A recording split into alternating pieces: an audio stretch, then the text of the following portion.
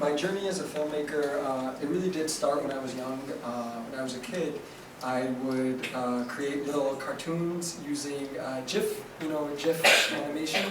So I would make cartoons with GIF, but at the time I never felt like it was a career option for me. But as I kind of grew up, I felt like there was a need for me to become a director because because of the way I feel like certain communities are portrayed in film, whether it's Muslim communities or Asian communities, there's a lot of stereotype. And how do we change stereotype? Well, we have to become the filmmakers, because they're not going to change for us. We are the ones who need to become the change. So I decided to study film in undergraduate and study digital media and also philosophy as well, because I feel like if you want to be a good storyteller, you cannot just study production and study the technical aspect. You also need to, study life, study literature, study philosophy, humanity, and become kind of immersed in all of these issues. So I got my undergraduate degree in these two fields, and then I did some internships as well, and I think internships are very important because you kind of learn from people who are already more experienced.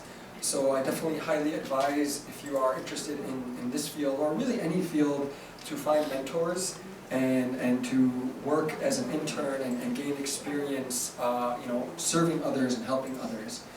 But eventually I found a bit of a challenge in my internships because they did not let me create the stories and tell the stories that I wanted to tell, so I decided to start my own company with my friends. And we called it True Intent Productions, and our office was in my basement. We set up a computer, we invested in a camera, very cheap camera, nothing expensive, nothing fancy, and we started telling stories. And our first film we made together, it was starring my little sister, and it was made with a budget of maybe like $100, which we spent on buying Legos and props for the film.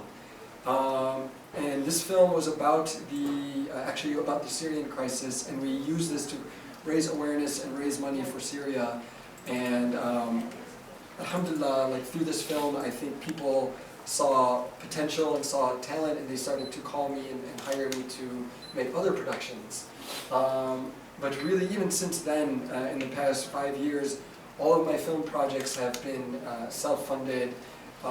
So Nomadic, which you will see in hopefully soon, is a film which I raise money just by asking people for support, asking people for help. And I think you will find, if you decide to go down this path, that your best resources are the people around you, your friends and your family.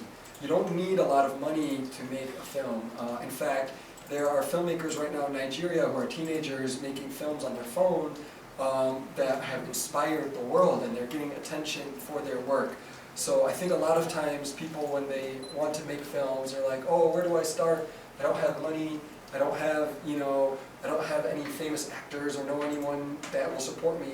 But if you have a cell phone, you can make a film. So don't let anything stop you if this is your passion and your dream. And I think the best film education is to actually make something and keep making things.